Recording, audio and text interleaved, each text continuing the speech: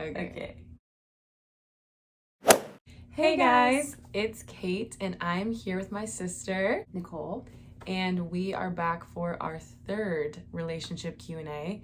We did this video in 2017, 2019, and now we're doing it again in 2021. I feel like we normally film this video right before NAYC for some reason, but unfortunately that's not happening this year.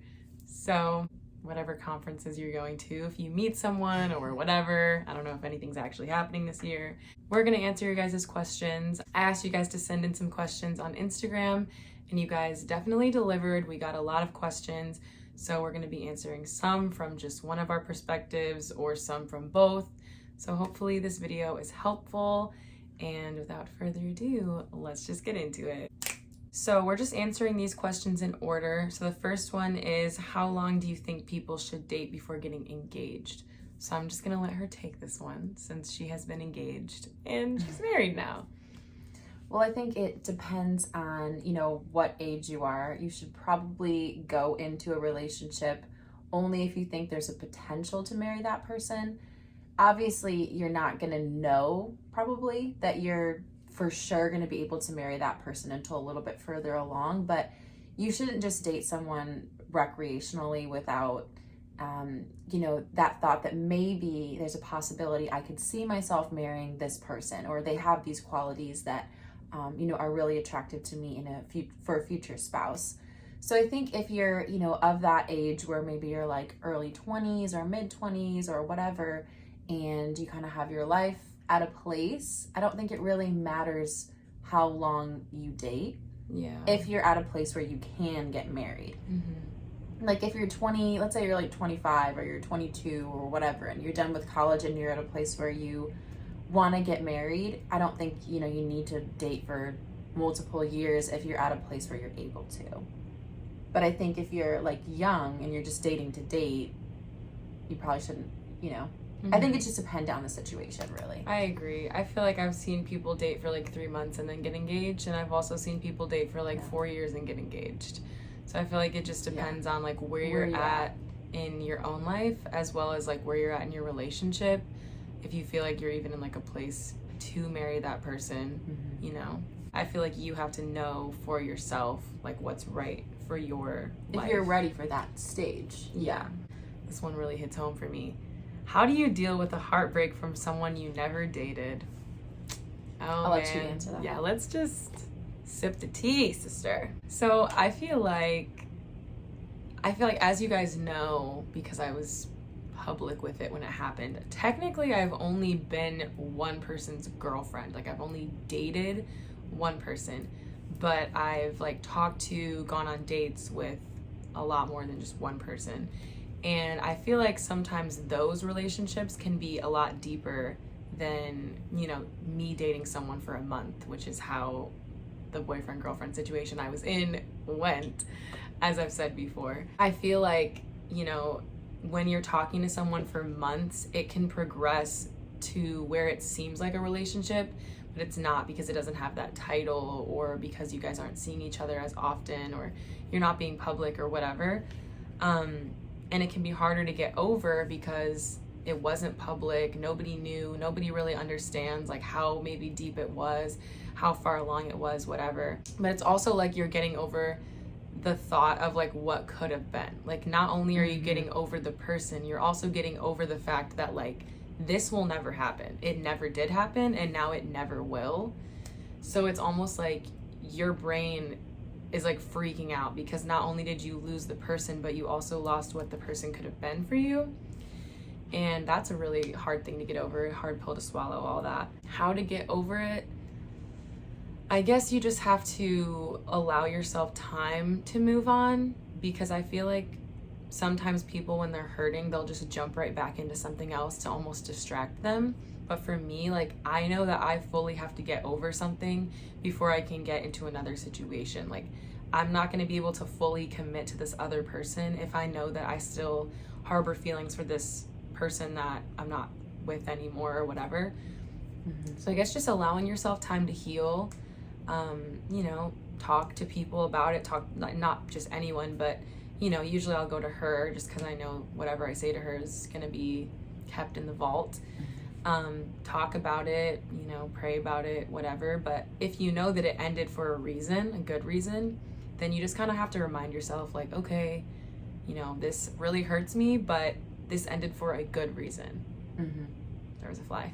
I think that's true, though. If you know beyond a shadow of a doubt, this is not the right person, Mm-hmm. that's sometimes easier. Like, even if you still miss them, at least if you know, okay, this wasn't God's plan for me, this wasn't the right person, then you can kind of, like, move forward. It's hard if you just don't know if, like, maybe they were the right person. That's when I feel like that's the worst, because you're like, I don't even know that this ended for like a good reason. It was just because wrong timing or whatever. Can having a more mature walk with God than your partner put a strain on the relationship? I definitely think so. I agree. I think that there's like 4 different things that you need to be super aligned on if you're going to go into a really serious relationship that's going to lead to marriage. You need to be really on the same page with your faith and the level of, really what they're saying, the level of commitment and the maturity of your faith. That needs to be first and foremost the number one thing that you look at. And then, like, your family, you do marry the family, period. People who say, like, oh, I'm never going to see my in-laws, it's just not true. You 100% marry the whole family. Mm-hmm. And then your values, like, what are your values? Like, something as simple as, are our kids going to go to private school? Are they going to go to public school? Like, those are conversations that we've had to have and, decide what we're going to be on the same page about. Just different little tiny things that you don't think will be an issue sometimes can become an issue. Mm-hmm. And if you go to, like, a really good pre-marriage counselor, they'll have you work through all these things before you say I do, which is, I would highly recommend that. And then your finances. You've got to be aligned on your finances because that's huge. But back to if it puts a strain on your relationship, I absolutely think it does. Yeah. Which is why sometimes I think it's hard. We have 2 really close friends who both dated people who were out of church and brought them in, and it's been, like, an amazing success story. But they're probably, like, 2 of, like, a million success stories that are, I mean, how do I say it? There are 2 a million stories that weren't successes. They're, like, very rare. So I think that it does put a strain on your relationship. There's obviously certain people where you can bring your significant other into church or get them more on the same page, like, faith-wise with you. But I think it's just more difficult. Yeah. If you start on the same page faith-wise, you're already starting off at a further point in your relationship, which is, I think, a really good thing. I agree. Tips for someone wanting to date who hasn't ever dated. I love the person who wrote this. Yeah, it's really funny. I guess the first thing, if you want to date, you have the desire, you kind of have to put yourself out there. Yeah. If people don't realize that you want to date, they're probably not going to ask you. You know what I mean? Like, if people don't know that that's something you desire, they might not feel comfortable asking you out or wanting to talk to you. Maybe they feel like, you already have someone or, you're occupied with other things. So I guess kind of make it known that you're single and you're trying to mingle, you know what I'm saying? I think really putting yourself in situations, like, I have a couple friends who are in their 30s, and some of them are really good about still dating and putting themselves out there, and some of them are kind of just like, if it happens, it happens. If they come to me, it will happen. But I think sometimes you kind of have to put yourself in a situation like a conference, or even like going on group dates with people and just going and, like, maybe you're going to go to an escape room, or you're going to go to the park, or you're going to go, go to dinner with friends, and there's another person who's single there. It might not work, but you never know. And if you don't put yourself in a situation, where you could potentially meet someone, you're just kind of hoping they'll drop out of the sky. Yeah, and I feel like that's kind of unfair to think. I feel like girls think that way a lot. Like, if it's gonna happen, then it'll happen naturally, and it's like sometimes it does, it will, but not always. But it's like especially as like a Christian, like, there's like tons of events you can go to. Go to the James Wilson concert. Yeah, go to the Mark Crowder concert. Like, we know people that have met at these events and are dating. Like, we do know people who this has worked for. So, I mean, go to events. Put yourself out there. If you're staying at your home church and expecting some random guy to just walk through the doors of your church it's just not gonna happen. Take it from us, it's just not. Like, you need to go. And we're put not yourself saying out like there. you know, go be like, I'm single, let's Yeah, just hello. date. I'm just put, like, saying a like, sign on you. you know, just in like a a friendly way, like just go to different events and meet people, like just have conversations with people, because you know, get yourself out of your comfort zone, in other words. Yes, very true. How to get over the idea of someone in your head. I can relate to this. I think with this is something that we've both dealt with, but I think that sometimes we idealize people, and people do this, like if someone passes away, when you go to their funeral, for example, you could go to a funeral where it's like the worst person, and you're like, they were the sweetest person, and they were such a giver. Like, they'll just and make they're like up not stuff. Like, I've been to funerals where I'm like, I know this person, and they were not all that. and we're making up stuff because you idealize people who you're not in a close proximity to. Yeah. So in other words, you like this guy, you don't really see him close up, you're seeing him from afar. Yeah. And maybe he's not that great. Maybe he's not, or maybe you do know him and you know you were in a relationship with him and you only remember the good parts and you don't remember how he tore you down, or you don't remember, you know, if he wasn't respectful to you or didn't, you know, stay in alignment with your boundaries. You're not going to remember all of that because as human beings, we idealize situations when they're not in close proximity. We try to think of the good, which isn't always a bad thing. It's great to look for the good, but it's like, you know, you have to be... But it can make you stay where you don't want to be, though. Yeah, you have to be conscious of like, okay, is this person actually what I'm thinking that they are, or is this how I want them to be? Yes. I honestly feel like as women, especially, we will literally create scenarios in our heads that literally did not happen, or we'll create a connection with a person that genuinely is not there, and we'll be like, but I swear, like, we have a thing, like, we're unspoken, but like we both understand. It's like, no. Like, looks and everything like that can be deceiving. Where are the read receipts? That's my question. Where are the screenshots? Like, let's produce some receipts here. No, just kidding. But I think we do that as women sometimes, where we really like think, oh, I had a connection with this person, and we really didn't. Maybe you didn't. Yeah, or we like, I mean, for me personally, I know that there has been guys that I'll see at a conference or on Instagram, and I just think that they're this great guy. I've never even met them, but I'm just like, wow, he's just such a great guy. But it's like, I don't even know him.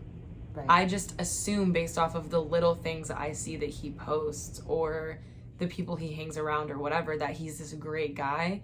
But like, I don't even know that because I don't know him. So it's almost like you just have to, like, if you know that it's an idea of someone, which clearly you do if you know, put it in quotes like that, you literally have to like get into like your conscious mind and literally tell yourself, terminology over here. You have to literally tell yourself, like, okay, this is who I think this person is. This is who this person actually is. Yeah. And you just have to like realize, like, okay, you know, first of all, I'm putting this person on a pedestal that they can't possibly reach. Right. Which I feel like a lot of times guys will do to girls. You know, they will put them on a pedestal and they'll make them this like perfect person. And then the first time they do something that's not perfect, it's like, wow, I thought you were perfect. And it's like, you know, if we don't want guys doing that to us, like, we can't do that to guys either. So we just have to be conscious of that. This person asked what our love languages are, which I feel like is a good segue into explaining why knowing your partner's love language is a good thing. So for me, my love languages, I guess I'll do my top 3: words of affirmation, quality time, and physical touch. Mine are words of affirmation and physical touch. Yeah, so I was just explaining this to someone the other day, like, just why knowing a person's love language is like a big deal, whether it's a friend or you're dating that person or married or whatever. Like, because my top love language is words of affirmation, words can build me up so much, where it's like, I think you used this terminology first, but like when someone gives you a compliment or makes you feel special with their words, it can almost like put you on like a high for the day. Whereas if someone talks down to me and uses words to hurt me, whether it's they say things that they know for a fact will hurt me, or, you know, they just say something that really sticks in my brain, I will literally be upset about those words for like a week. So it's like, you know, in the same way that someone's love language can make them feel loved, it can also make them feel completely unloved as well if you know, use them the wrong way or you don't give them what they need. So it's important to learn whatever your partner or your friend or whatever their love language is. I feel like I always say that words of affirmation to me are like, it puts me on a high, but it's also like oxygen. Like, it's just something that is so life-giving. If you can really build somebody up with your words, that's, for me, because I'm a words person, that's huge. But for some people, you know, quality time is super important. Acts of service is really important, and I think there are different stages. Like, most moms are acts of service. Yeah. They switch. Like, I'm sure when I become a mom someday, mine will probably switch. And it's actually changed more, I think, since I've even gotten married. Yeah. To more acts of service, because now if it's like, if he vacuums, I'm so excited about that. I'm just like ecstatic. Like, if I come home from like, sometimes I'll come home from like a Bible study or something, and he'll be folding the laundry. I'm just like, I'm in love with you. I encourage you, take the test if you don't know, and let your partner know, let your friend. I feel like you need to know what your love languages are for your friends. Yeah. Because I actually have my friends written down in my notes. I have a friend that's very quality time. And so if I'm not spending time with them, they feel very like, you don't like them anymore. You don't want to be their friend anymore. About me. Yeah. They feel very, you know, upset, because that's how they know that you love them, is when you spend time with them. So, or some people are gifts. Like, gifts are really important. And if you go on a trip, just getting them something little is like, oh, wow, they really thought about me. Or, like for their birthday, sometimes gifts can be really important. Things like that. Yeah. I have like 2 friends who are really like words people, and they always write me cards in the mail, and I keep them all, and it's really cute because we're all words people. Yeah, so it works I out. always keep cards too. I love cards. So yeah, I just think it's really important to take the test and make sure you know. How specific are you guys when you pray for your future husband? I was so specific. Like, I would pray so much about, I want a guy who's, you know, a man after God's own heart. And I would talk about, I want someone who's just the kindest person. I would pray, you know, that I wanted someone who'd went to secular college, which is like a very kind of specific prayer. I really wanted somebody who had like made a big impact in high school. And it was like a weird prayer that I'd had since a kid, like somebody who had impacted a lot of people and won a lot of people. And obviously a lot of you know Blake's testimony about P7 in high school and how many people are in church because of his P7 club today. And just so many little tiny things that God answered through just prayers that I had prayed all throughout my life for my husband. And, you know, I wanted somebody who had saved themselves for marriage, just so many different little things that God answered. Another thing that I prayed about, and then I'll stop talking, is, I prayed a lot about my husband's family and what they would be like in my relationships with them. I talked to someone before Blake who I really, really loved their mom, and that was really important to me. And I'm like, I don't really like this guy, but I love his mom. And so whenever Blake and I started talking, I was like really hoping that his mom and I would have a good relationship. And I always tell people, like, the day that I met her, she literally like, hi, like she was so excited to meet me and just made me feel so special. And she always is like that, and we have the best relationship. But I prayed for that. Like, I prayed that I would have a mother-in-law that I was really close to, and all of my in-laws. I'm so close to all of them. So I think that God does answer your prayers when you pray intentionally and specifically. Yeah, I agree. I'm also very specific in my list, and I add to it, you know, if I think of more things, or, you know, if I talk to someone and I'm like, well, I really admired that in them, but that's about it. You know, like maybe I'll add that to the list. Like that was I a good really quality. liked this about this person. Yeah. For me, I'm more specific about the qualities of the person. Right. And like I said, my list is ever growing. And people always tell me, you know, you have too high of standards, blah, blah, blah. I listened to an apostolic podcast the other day where some young people were talking about whether or not they believe that high standards are a thing or not, or if that's just a cop-out that people use when they don't want to meet your expectations. And one of the guys actually said, if you read Proverbs 31, that is such a high expectation for a woman. Yep. And men are always like, we want to find a Proverbs 31 woman. So he's like, you know, it's not fair to say women have too high of standards when we're following the highest standard of them all, trying to find a Proverbs 31 woman who's like in her 20s. Like, you know what I mean? So it's like, he's like, I don't think that, you know, it's possible to have high standards because the Bible already sets such a high standard for men and women. And if you're trying to find someone that lines up with, you know, biblical principles, those are already pretty high standards as it is. So it's like, I don't know that high standards necessarily exist or if it's just a cop-out. But people tell me that all the time. You have super high standards, and I don't care. I'm willing to wait. You know, I have like very specific things on there. Like, I don't want someone that raises their voice at me in anger or otherwise. I don't like it. You can talk to me in a normal tone. I've had guys raise their voice at me before, and I've literally ended it there. I'll be like, okay, you yelled at me for no reason? Great. But that is telling, like, people truly don't believe me. I do say this, nobody believes me. But unless you know Blake and then you believe me. I believe He's you. never raised his voice at me. We've been together for 5 years. We've been married for 3. Yeah. And he's never yelled at me. It's just not something that I want, and it's like, I'm going to pray for that. You know, it's possible. I think so too. I want, you know, someone that is in ministry and can understand like what me and my family have gone through. And so I even have in there in parentheses, possibly a PK, because I'm a pastor's kid. And I do feel like, you know, when you grow up similar to someone else, it's easier to understand their mindset or the things they've gone through.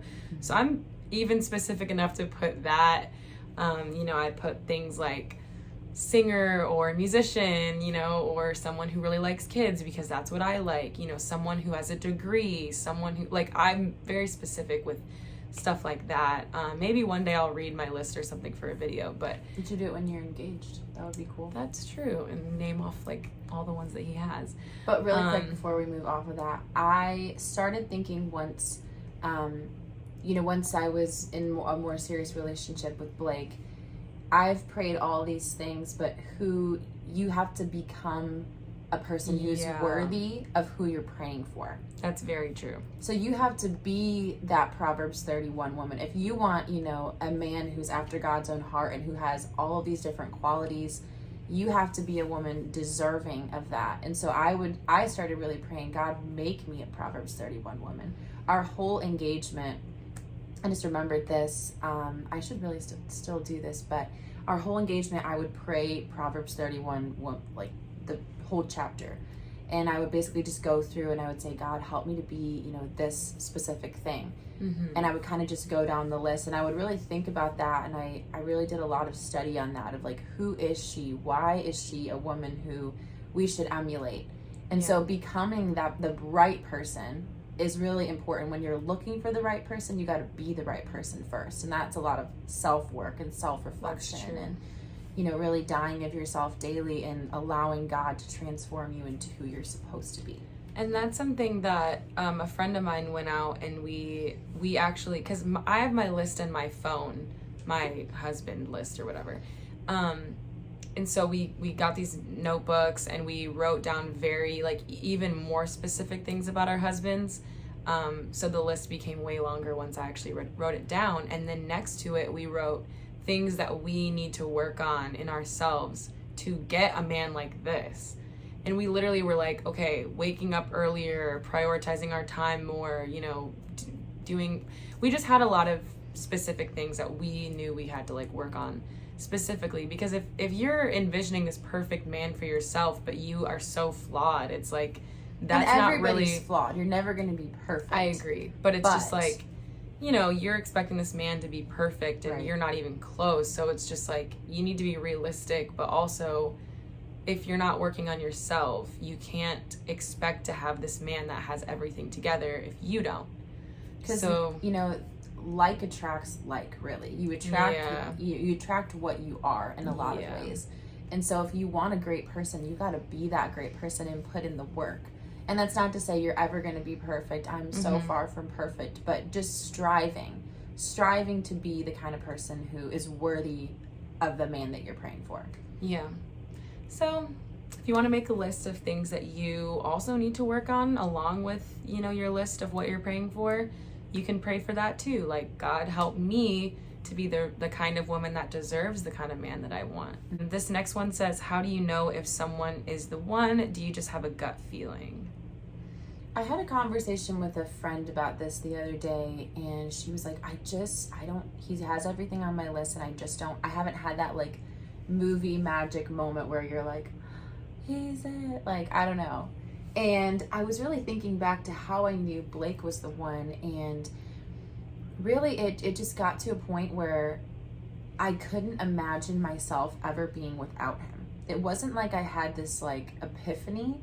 It was like, I just was like, we're never going to break up. And I always, you know, prior to Blake, I would think, I just don't think this can last. And as soon as, you know, we really got together more like pretty officially, I just knew, I was like, we're never going to break up. He had all the qualities that I had prayed for, and he treated me exactly the way that I wanted to be treated.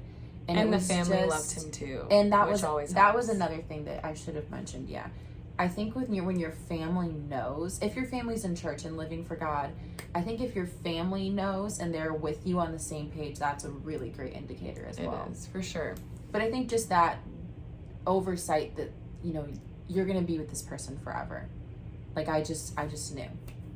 Yeah, I feel like that's kind of always how it is for me, but like in the opposite way. Like, I'll talk to someone for a couple weeks, couple months, whatever, and it's just like it comes to a certain point where I'm like, this person is not for me. Right. I don't even sometimes I don't even need to like confirm, like, hey God, are you sure? Like, sometimes I'm just like, yeah, no, this is just not it. Like, I could never marry this person. I could never have kids with this person. Like, it's just not something that is in the cards for me. And that's a really good point. Is this the father of my children? Yeah. And it really is a gut feeling, even if it's in a bad way. If there was a guy that I used to talk to that genuinely, every time he would try to talk about the future, I started feeling sick to my stomach. Like, he'd be like, you know, are we going to start dating soon? I'd feel sick. He'd be like, I'm going to come visit you. I would literally get physically sick because I knew this is not the person for me. But I was almost dragging it out because I felt bad, because I didn't want to hurt his feelings or whatever.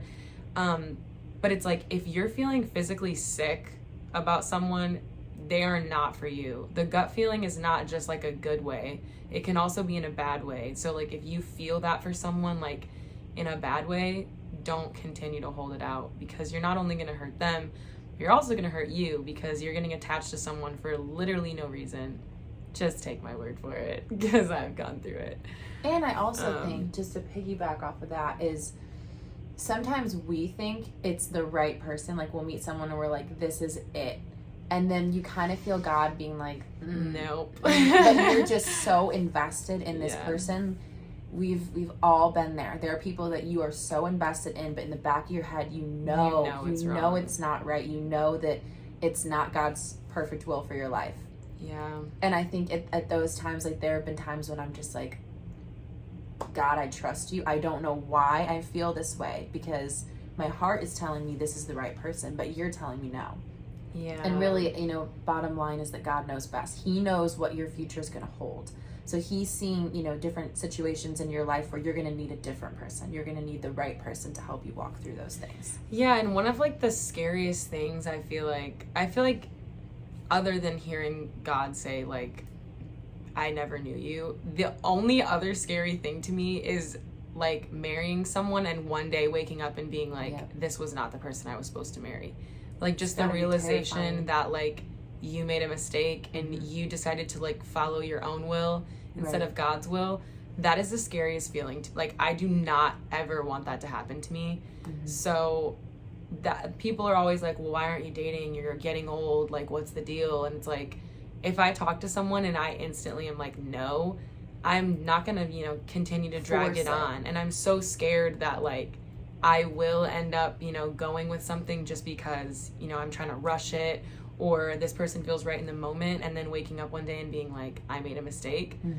So I would just rather wait. until I know for certain, like, yeah, I can't live without this person is for me, you know, whatever. I feel like I'm standing still while everyone else is getting into relationships advice. I kind of am in this similar situation. I feel like all, you know, girls that are in their 20s and kind of seeing everyone getting engaged or getting married or getting into relationships, it can be a little discouraging because you're like, what is my deal? But like we were saying before, I would much rather wait until I know that this person is like the perfect one for me, rather than like waste my time over and over and over again and just hurting myself, which I have done before. So to me, I'm just like, I guess you have to just remind yourself, like, you're waiting for something special, and, you know, while this person has found it and that's good for them, you just haven't yet, and that's okay too. You know, maybe God is using these years of singleness to mold you into something or use you for something that's great, and you just don't know it yet. So don't, you know, rush your single years of, you know, learning, growing, just to get into a relationship, because, you know, you might be wasting your time in the long run. So I guess that's kind of how I try to think of it, so that I don't feel like I'm standing still. You know, at least I feel like I'm doing something for myself and for God, and that's okay that I'm not with someone. This person said, how long should he be friends before dating? I think weirdly, people don't realize how important friendship is in a relationship, because I think Hollywood really glorifies the romantic part of it. Yeah. And obviously there is that part of the relationship, but you really have to be friends with someone. Right now we're in a situation where we're both working remote. We've been working remote for 1.5 years, both of us, in our apartment, and we're together. I joke that we're together 24/7. We're literally together every hour of the day pretty much, except for if, like, you know, we go to the gym or he plays golf or I'm teaching a Bible study or whatever. Very rarely are we apart, very rarely. And so we've realized that if we weren't friends, we would hate each other. He had 2 coworkers that have gotten divorced during the period of COVID because they just realized we're clearly not compatible. These are people who are not living for the Lord, but I mean, they just were not compatible. And so you have to be friends. Do you have similar interests? Are you able to, you know, do things that are, can you still have fun when you're married and you're not being physical? You have to be able to have that friendship, be able to go on dates, be able to have, you know, interesting conversations. Does this person interest you? That's good. I mean, you're going to be with them forever. You need to really fall in love with somebody's mind as much as you do their heart and their soul. You have to fall in love with their mind too, because you spend probably thousands and thousands of hours in conversation with this person. So I think friendship is huge. I got a lot of questions asking about advice for young married couples. One of them said that you filmed their wedding. So. Oh yeah, we just filmed Caleb and Allie's wedding. Shout out to you. Beautiful wedding. I would say, I think the 4 values that I kind of mentioned in the beginning, getting those in alignment is a constant kind of thing in marriage. I think making sure you're on the same page with your family. What are your goals for your family? What are your boundaries with, you know, your existing family right now? What are your values? What are your financial goals? All of those things are hugely important, I would say, to really get on the same page early on. Blake and I did the whole Dave Ramsey thing, like our first 1.5 years of marriage. And we did the whole debt snowball, paid off all of our debt, did emergency fund, all that kind of stuff. And I still listen to Dave Ramsey just for fun because I enjoy him just being hilarious to people on the radio. But yeah, I think just getting on the same page and setting yourself up financially is a huge, huge thing. Another thing I think is kind of prioritizing your relationship and having, before you have kids, we try to really set ourselves up right now so that when we do have kids, it's a blessing and it's not this burden. Because I think sometimes, not always, but sometimes if you're really not in a place where you maybe should have kids financially or life-wise, it can just make children feel like a burden. And I Yeah. never want, my kids to feel like I'm a really super stressed out mom. I'm stressed about money, or I'm stressed about, it just makes it harder to me. I also think it's like such a turnoff to marriage and having kids when someone that you know who's married or has children does nothing but complain. Like when they're like, my husband is so annoying, like he's always doing this, like, but it's like every time you see them, that's all they talk about. Or like, don't have kids, they're so annoying, they're the worst, blah blah blah. Like, even I feel like people on social media are just so open about it. They'll just be like, I love getting away from my kids, I love getting away from my husband. That just makes like single people be like, yeah, man, this seems like it's horrible. Like, and it's not. I mean, marriage is the most beautiful, awesome gift. And I think that children are the same way, but it's the same if don't get married if you're not prepared. Don't get married if you're in a place where, you're in a toxic situation in life, or you're not mentally prepared to be a wife. Don't get married if you're not mentally prepared to, sacrifice in that way, because it is a lot of, you can't be selfish. So try to just set yourself up as much as possible, in the beginning, so that, you can really just experience the blessings later on. If you set yourself up financially, set yourself up for an amazing family, have these different things set up in place, your marriage is going to be happier. Your family life in the future will be happier. We have a lot of questions just about how to heal from breakup. Some of them say like you cheated or someone else cheated, getting over someone that you fell in love with but they got married, like that kind of stuff. I guess just like how to get over someone or how to get over a breakup would be like the general question. I mean, I feel like this is going to be so cliche, but I will say I wrote a whole chapter about this in my book called Heartbreak. That's how the book opens. And the heartbreak that I'm referring to isn't all a relational heartbreak. It was like more of like a life heartbreak with life. But there was some of a, relational aspect to it as well. There was some of that during that period of my life. But I really think the only thing that got me through it was during that heartbreak, I just was like so determined to develop a really, really strong prayer life. Like I would literally just 6:30, I'm up, I'm on my knees, I'm praying, and I'm getting that time in with God, because I felt like I was losing my mind. I was so depressed. And this wasn't like, again, this wasn't just because of a relationship. It was multiple things at once.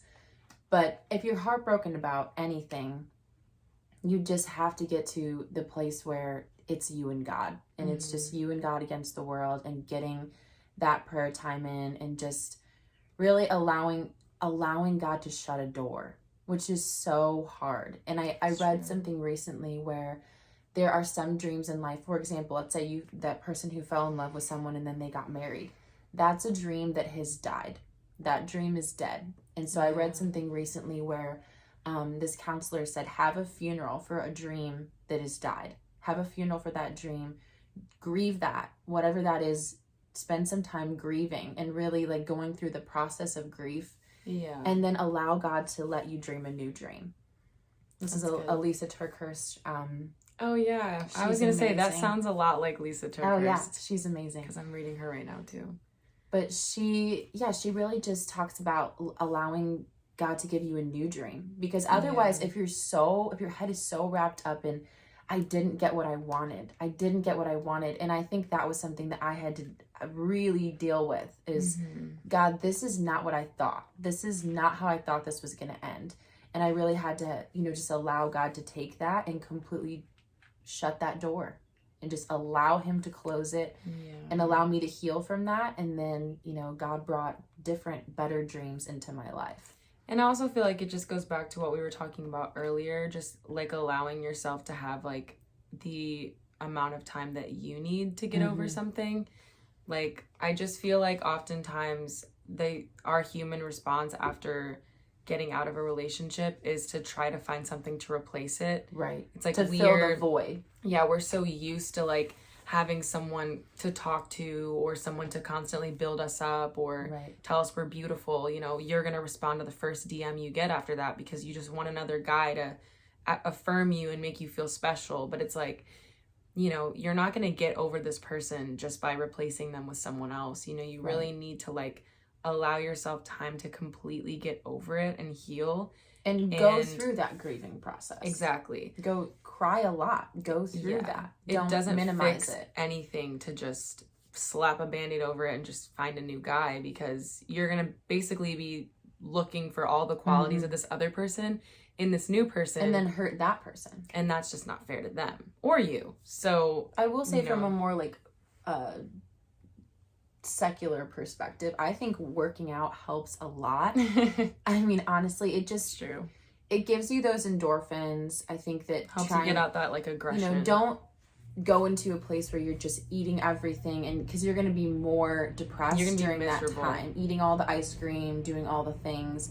Because I think, you know, maybe the first week, but then after that, I feel like working out really has helped me. For sure. I don't know, it just disciplines you, and it helps you to have those endorphins and have a schedule.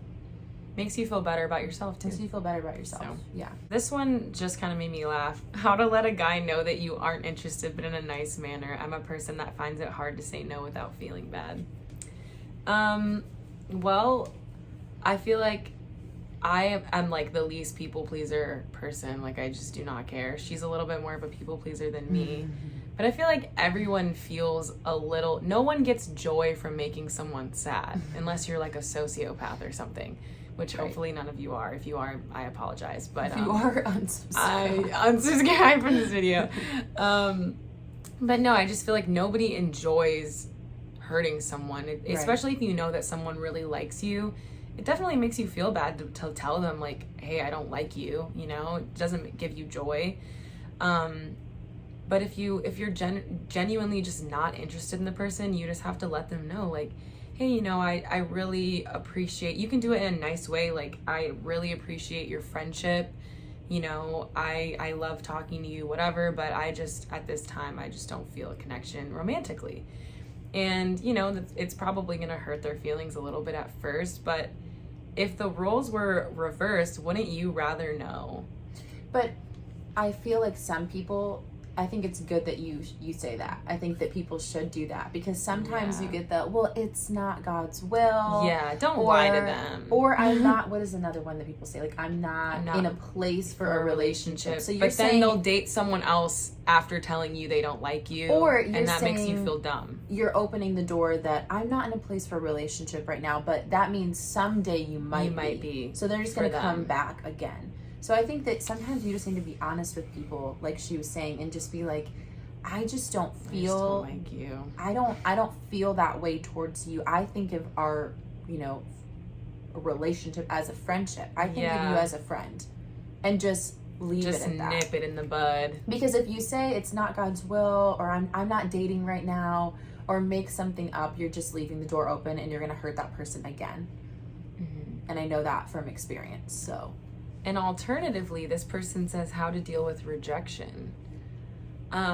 So I guess in a way, we're kind of flipping the roles here. So if a person lets you know that, you know, you're not for them, or they're not feeling it or whatever, they're honestly doing you a favor, because they're not stringing you along. They're not allowing you to believe that there's a chance when there's not. So you kind of have to think of it like that. You know, this person saved me from wasting my time. This person saved me from getting all my feelings involved, and then getting, basically, you're like the horse with the carrot. Like, you have a little taste, and then they yank it away. Like, wouldn't you just rather never get the carrot at all than get a little bit and be like, so you're saying there's a chance? Like, I personally, obviously it stings a little bit, but I think when you step back and, like, look at the full picture, you realize that this person did save you from, you know, getting super invested, you know, with the wrong person, especially because the right person won't reject you. So that's kind of how you know that they're the wrong person in the first place, is if they're letting you know right off the bat that, you know, they don't want you. Right. I don't know. I kind of think of it as, like, it does hurt, but at the same time, like, I'm glad that they, you know, are letting me know so I'm not wasting my time. And this person says, his family loves me, but I feel my family's not as welcoming. I'm the first child. Advice. So my sister's a firstborn, so I think I'm gonna let her take this one, but all I want to say is your family knows you best and they only want what's best for you. And I've been in many situations where I have liked a guy a lot and my entire family is like, no. Like, there is not one of them that's like, yeah, maybe. Like, they all are just flat out no. And that's kind of how I know, like, okay, maybe this person isn't the one for me, because your family isn't gonna, you know, steer you wrong if they want what's best for you. Mm-hmm. So maybe if your family isn't super welcoming or they don't really like the person, maybe it's because they see something that you don't, because you're blinded by your affection for the person. Mm-hmm. But yeah, that's just one take on it. Yeah, I've just gone through it a lot. So. I would say exactly that. And there were certain guys where I remember I'd be like, I would always ask my dad. I have a very close relationship with my dad, and I trust his opinion. He's my pastor. And so I would kind of, what do you think? And he would always let me make my own decision. He would never say, you're not dating this person, ever. But he'd be like, like, I like this about them. I don't know if when you're married, if you would appreciate this certain thing about them. I think that might annoy you in the long run. Like, he would say things like that. And then it would be like, oh, yeah, I hadn't thought about that. But just kind of little, not even red flags, but maybe things that he saw that I didn't. But I think when it is the right person, and we've experienced this with multiple people in our family now, the family knows, and there's just this feeling most of the time, unless your family structure is kind of different, but I would say most of the time your family just knows and everybody loves them. I would say you guys loved Blake immediately. Like, there was no... Yeah, we all did. My dad liked him immediately, like, first conversation. So I think there is something to be said of, there's kind of like when you know. Yeah. But I do think if you are the firstborn, there is a little more hesitation there. I was going to say that too. Blake's dad and I have an amazing relationship. But the first time I met him at a conference, Blake introduced me, and he was like so excited to meet me, and like we have a picture of him shaking my hand, and he took the picture, which was really funny. He was like, this is a historic moment. And then the second time I met him, Blake had brought me home for Christmas, and I walk into their church, and he was just, I think he was so overwhelmed with, oh my word, my son, I was Blake's first girlfriend, so my son just brought this girl up to our church, and this is like the first time, and like, what if he gets married? It was just like, I think it was a lot for him in his head, and it took him a couple days to kind of really warm up to me, and I think he kind of says he was a little bit nervous he just didn't know how to handle it because it was his firstborn. Yeah. Blake and I are both firstborn. So I think sometimes there's a little bit of that. So maybe your mom or your dad is a little bit hesitant because you're the first one and they're just not sure how to act. Yeah. And I would say within like 3 days, he was like, hi, like just totally, super warm to me. But it took him a couple days because he was a little bit nervous. Yeah, and if his family loves you and your family is the one that's, not being quite as welcoming, maybe bring him around more, or, I think maybe have a discussion with your family. Yeah, bring him around more, let them see what you see, talk to them and let them know, like, hey, what's the deal? His family loves me, but you guys don't love him. Like, what's going on? Yeah. And maybe you will find out that they don't approve, or they just don't think he's the one for you. Or maybe they just don't know him yet as well. Yeah, so I don't know. I feel like assuming things always makes everything worse, so it's better to just go to the person and be like, hey, what's going on? Like, do you not like him, or are you just feeling him out before you get a relationship? Yeah. This one says, how to combat sexual temptation in dating. We've talked about this before in other videos, but Blake and Nicole both stayed pure until their wedding night, and I am also choosing to be abstinent. So we kind until you get married. Yeah, until I get married. So, forever I'm choosing to be abstinent. I'm just gonna be a nun? Yeah. Well, sometimes it feels like that. But how to combat it? I think it's a taboo subject. I think that we need to do a better job talking about this as the church, as, youth pastors, whatever. If you work with young adults, you just need to learn to not feel so taboo when talking about it, because it is very normal emotions and feelings. And if you don't talk about it, then young people are going to stumble into that, because it's literally natural. Our bodies were literally created to do that and to crave intimacy. And especially if you are a physical touch person, when the person that you like is, holding your hand, whatever, it's, you just crave that feeling. And so it can be hard to say no. So I guess some ways to combat the temptation, for us specifically, is something that we both kind of did, and what she did before she was married, and what I do is laying out those boundaries with the person that you're dating or talking to or whatever, just letting them know ahead of time, like, hey, these are some things that I will not do. These are some things that are okay, but these are some things that I absolutely will not do. And, making sure to not put yourself into bad situations as well. If someone's, hanging out with you alone in your room, it's kind of like, you put yourself in that situation. Right. That didn't just happen. It's like you kind of have to like make sure actively, like, be your own accountability partner at times, where you're literally mentally checking yourself. Like, am I where I'm supposed to be right now? Like, am I supposed to be doing this? I guess you just have to be very mindful of your actions.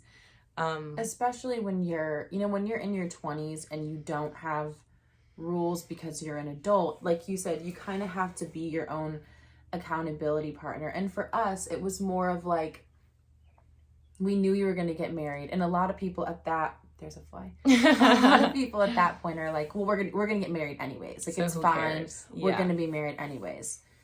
It's true. And it's very common. It's a lot more common than you'd think. It is. But it was like almost like a goal, in the same way that, like, running a marathon is a goal and you're training for it. It was kind of the same thing in our heads, where this is something that's precious to us, that's important to us, and it's a goal. And so every day you're thinking about, this is the goal. And really it's more of, Blake is really, we should really have him on here sometime. We should. I was going to say, we need to do like he'll say this way better Blake than I would. But he always says that credibility is currency. And that, when you're... Good. It really is. And if every time that you do something that's public and that's, stupid, you're cashing out of your credibility bank. You're taking, money out of that, in other words. He would say it so much better than I would. But the little things that you're doing that you feel like this is such a burden, because it is sometimes, if you're in a relationship and you're waiting till marriage, it just feels like it's a burden and it feels really hard. But I'm telling you, you're investing in your credibility bank. And so someday, you can go speak somewhere and have authority on a subject that you wouldn't have if you really make that investment and do the hard work, because it is hard. I'm not here to say that it's easy, because when people say that, it's a lie, or you don't really like the person. Oh enough. Yeah. If you think it's not hard, then you definitely just don't like the person. It was such a challenge, but I feel like I would do it all over again in a heartbeat. And I was telling someone this. Someone was asking me, why do you feel like it's important to wait till marriage? This was like a week ago. And I really said that I would do it all over again, because it really set us up, and it really lets you know, can I trust this other person to respect my boundaries all the way to the finish line? Can I trust this person to keep me accountable? And can I trust myself too? And can I trust myself? Yeah. That's important as well, having respect for yourself. I feel like that you are worth waiting for. Yeah, in this generation, it's almost like it's weird to be a virgin. It's weird to be pure. I have friends that try to make me feel like I'm the weird one, and I'm like, I don't feel that, following the Bible is weird. I feel like I'm just trying my best to do what's right. And so if that's you, if you have friends that are making you feel like, you're a prude or, whatever, maybe he just doesn't like you enough if he hasn't pressured you. Maybe he just respects you, maybe he just respects you. Maybe That's he really just, good. knows that you respect yourself, and he doesn't want to break your trust by Right. putting you into that position. And if a guy does try to put you into that position and he tries to pressure you and push those pressure points until you're finally like, okay, whatever, let's just do it, whatever. Like, he doesn't truly value you. He doesn't truly respect you. Because if he did, he would put aside his own desires and your own too, because we're all human. But he wouldn't, try to pressure you into doing something. And force you into something. Especially when you both know that it's wrong. It's like, you never feel good after you do something that's wrong. You always feel guilty right away. So it's like, if you guys both really love and respect each other, you kind of just have to like put that respect and love over anything else.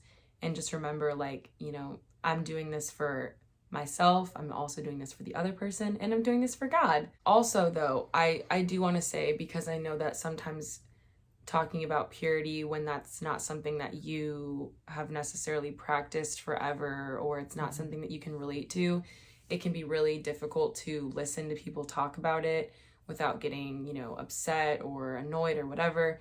I read a book when I was like 16 called Worth the Wait. It's by Ken Gurley and Tyler Whaley. And it talks about this. The whole book is about remaining abstinent and, ways to do so. But it also talks about if you didn't and you can't relate with that, like purity classes or talks or whatever, you can start today. You can decide today, like, I'm going to wait, and it will still be special, Just as beautiful. It's just as beautiful, right? And, and God will respect that you decided to make that decision and honor yourself and honor that other person. And it doesn't make you any less of a person, doesn't make you any better of a person. Doesn't make you any less whole. Right. So don't take this as like, if you've already done something, you can't come back from that. You can't be redeemed. Yeah, because, absolutely. I just feel like it's important to say that, because I feel like it can be really difficult to listen to conversations like this, and when you can't relate, not get upset or feel like you're wrong, And like she said, you can start today. We had friends who, I had 2 friends I went to college with who watched Blake and I don't even know how they knew that we were saving ourselves. I never talked about it publicly or anything. But they decided to become, Christians and give their life to the Lord the last year of college. And Blake and I were engaged in our senior year. And they asked us to teach them a Bible study on purity. And they literally did that. They were dating at the time. And they were like, today's our new start. And after that Bible study, they really did save themselves from that point up until when they got married a couple years later. And God absolutely honors that and honored that sacrifice that they made. And, it's the same thing as if you've been raised in church versus, getting saved later in life. Yeah. God doesn't care. Your time clock starts when you make that decision, and God can restore you at whatever point that you're at. Yeah. I just actually had someone tell me, I don't remember who it was, but I just remember someone told me the other day, like, it's been a year of me being pure, and they were so excited, and I was so excited for them, because it doesn't matter if you decide at 12, when you don't even understand really what you're agreeing to, or if you decide after things have already happened and you realize, like, wait a minute, I want this to be special next time. It doesn't matter what age you make that decision at. It's just important that you choose to put God first in your relationship and to respect yourself and the other person as well. And also, I think it shouldn't be so taboo to talk about. Yep, absolutely. And that's something our parents did so well. And there's elements of whenever you're growing up that you're like, I want to do this like my parents did. Like, there are certain things that you're like, they did this really well. Yeah. And I feel like our parents did that really well. where it was never a taboo subject. Yeah. You know, any questions we had or anything we didn't understand It wasn't ever weird. I feel like kids can be scared to ask their parents. And not even that it's wrong, because I think that's something about purity culture. Sex isn't wrong. It's a beautiful thing. Yeah, in the context of marriage. In the context of marriage. And I think, but that's like something that sometimes purity culture is like, it's bad, it's wrong, it's dirty, and it's none of those things. That's not true. Yeah. It's, you know, in marriage, in that covenant, it's beautiful. Yeah. It's a beautiful thing. It's just something, you know, worth waiting for. It's not that it's wrong. Because when you're not going to have that feeling afterwards that you have when you're 16 and it's in like a backseat of a car. Like, you're not going to feel like that when you're married. You know what I mean? You're not going to feel that like guilt afterwards. In the same way of, you know, opening a Christmas present early, right? It's still the same thing in the sense that, let's say you wanted like an American Girl doll. You're still going to oh, I got the American Girl doll. Like, that's great. But it's not the same feeling as opening it on Christmas morning. Day, There's nothing like opening it on Christmas morning. It's just, and I think it's the same. Like it. The same. It's the same kind of thing, though. It's like agree. when you wait for anything, when Good you analogy. put a ton of work into college, and graduation day is so special because you put so much time and effort into that. And so I think, you know, it's a similar kind of thing. Anything you work for and you wait for, when you get there, it's so much more beautiful and so much more worth it. I agree. So I have 2 more questions.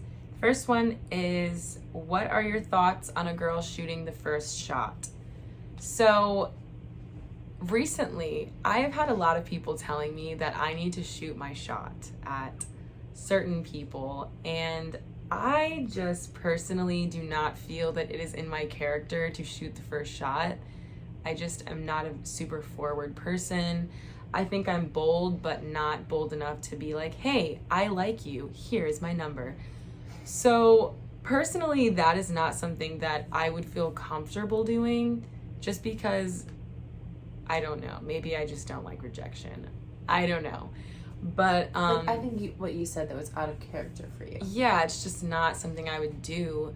But if you're a super bold person and that's something that you feel like wouldn't be weird for you, like to just go for it, then go ahead.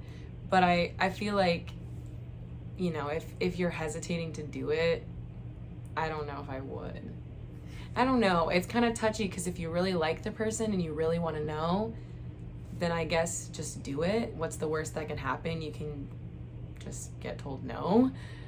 But I feel like I would probably never shoot my shot. I just really believe in the guy. I think the guy needs to make the first move. So if he's not making the first move, then like, I do think the only he's just not time when there interested. might be a little bit like gray area is maybe if you're super close friends with the person. Yeah, then that's it's true. maybe, you know, if we have these friends who they were friends for I think like 8 years or something, and then they randomly were like, we're in love. Like, it was really like, okay.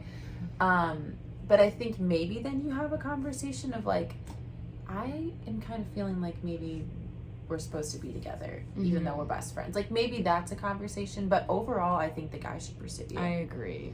And then the last one, and like I said, we have a lot of questions, but some of them are very just like reiterations of each other. And also this video is already 100. I'm so tired. This video is already an hour and 13 minutes, so I don't want to keep going and just... You already cut this down, right? Yeah.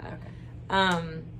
So the final question we're going to be doing today is, what is your standpoint on soulmates? Ooh, ending on a good one. Yeah.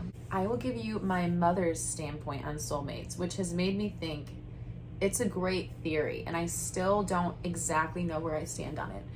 However, she is a math person. Our mother is an accountant, and her whole theory is mathematically it doesn't make sense, because if everyone has a soulmate and one person picks someone that they're not supposed to, the whole matrix is off. Which is honestly his Makes kind of sense. like, I feel like it's like Inception where my mind's like, wait, what? Yeah, my mind is kind of messed up. But it is kind of like, if just a couple people don't marry who they're supposed to, then that person can't marry the person who was supposed to marry that person. Makes You sense. see what I'm saying? It does like make mathematically, it kind of doesn't make sense. I do believe that God has the ideal one for you. I personally do. This isn't like a scriptural thing because I don't think you could find it in scripture. It's just more of like, I do personally believe God has someone for you. I also believe, what if, for example, that person, you have someone pass away, right, in a relationship, and someone gets remarried. So which one was the right person for them? Yeah, that's true.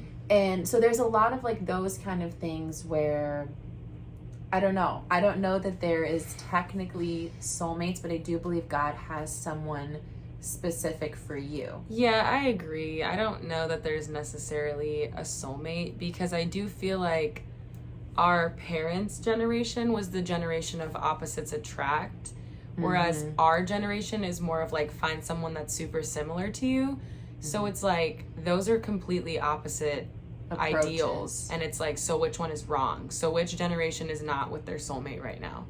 You know what I'm saying? Like, are my parents not soulmates? Like that's just gonna like freak everything out. So to me, I like to think of it as like, I feel like, God is going to allow you to meet the person that's going to suit you the best or fit the best with you. Complement who you are the best. Yeah. But we have the choice as humans to choose will. the wrong one or to choose the person that's, not going to make our life the easiest or not fit in the best with our life. So, we have free will, and so I'd like to believe that if you don't choose your soulmate, you could still have a good life. Absolutely. And I think which so. the soulmate theory kind of implies that if you don't find that person or that person doesn't find you, You'll or whatever, always be searching for them. yeah, your life will not be full and it'll be meaningless or whatever. So I don't know. I feel like, I don't think that people complete each other. Yeah. I think that if you think that someday you'll find someone who completes you, that's just not biblically accurate. Yeah. Well, you're gonna find someone who complements you, who is maybe not your opposite, because I wouldn't say Blake and I are opposites at all, but our strengths are completely different. Our strengths and weaknesses are pretty opposite. And they complement each other, although we're very similar personality-wise. If there were soulmates, I do believe he would be mine, for sure. But at the same time, my mom, again, she has a couple theories about this. She really believes that there are probably 5 or 6 people that you could meet in life that God kind of puts on your path who you could marry and have a really good life with. There were people that I had talked to in the past that I probably could have married and maybe had a really good life with, maybe had, I would have stayed in church, they would have stayed in church, but was that like God's number one pick? Probably not. I think I'm married to my number one pick. But I think there are probably a couple people in your path who you meet who you could make it work with. Right. And I feel like at the end of the day, like I would rather not have to make it work. I would rather it just flow because that's how it's supposed to be. So do we believe in soulmates? We're kind of, I would but like like to not. ask God what he thinks about Yeah, I feel like and that's a when we good get to question to heaven. ask. Like, yeah. What did he have of, I don't know. Will we remember that we wanted to ask that when we get there? Probably not. So But it's a good thought. It's a good thought. Remember that. But I do believe, like, will God give you what you pray for? Yes, because it's evident in my life. Yes. So does that mean true. there are soulmates?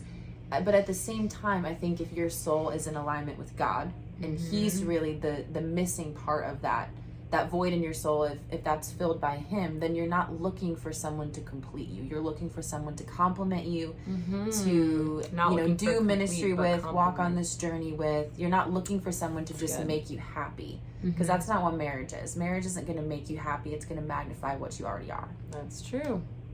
Just like money. That is also true. Well, yeah, I don't know. I feel like it's a complex question. It is. But we're a little bit, we don't know. I feel like I'm still looking for like that one, like it's, I do kind of feel like it's like when you know, and yeah, maybe that's not a soulmate, but maybe that's like the one, because there was another question that was like, what's your thought on the one? Which is, I feel like the same thing. But I also think there is another stipulation of what time of life that you're in. You know what I'm saying? Like, That's is it true. based on what season they're in and what season you're in of life and what choices you made to get you to that season? There's just a lot. It's very layered. This is a complex Inception type of question. It is very complex. So- My head is hurting. I feel like I'm like Dirt. I'm like the little math guy with the math all in his.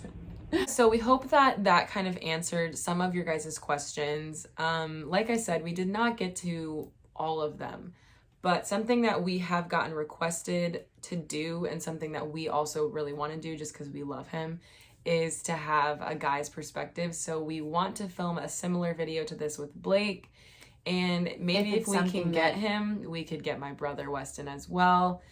We could have 2 guys' perspectives, so 2 girls, 2 guys, and we could answer similar questions or new ones, whatever. So let us know in the comments below if that's something that you guys would want to see, because I do feel like it's nice to know what a guy thinks about things like this, because girls tend to think with their emotions more than guys do. So yeah, with that being said, leave that in the comment section below. Let us know. Thank you guys so much for watching. Don't forget to give us a thumbs up because we have been sitting here for 1 hour and 20 minutes. We're very tired. And yeah, give us a thumbs up. Leave a comment below. Let me know, what kind of things you want to see in the future, what you thought of the video, whatever. Don't forget to subscribe. Follow Nicole. We did talk about Nicole's book as well as Worth the Wait. So I'll have both of those books linked down below if you want to check those out. And anything you'd like to add? No, I think that's all. Okay, well, thank you guys so much for watching, and we'll see you in the next one. Bye.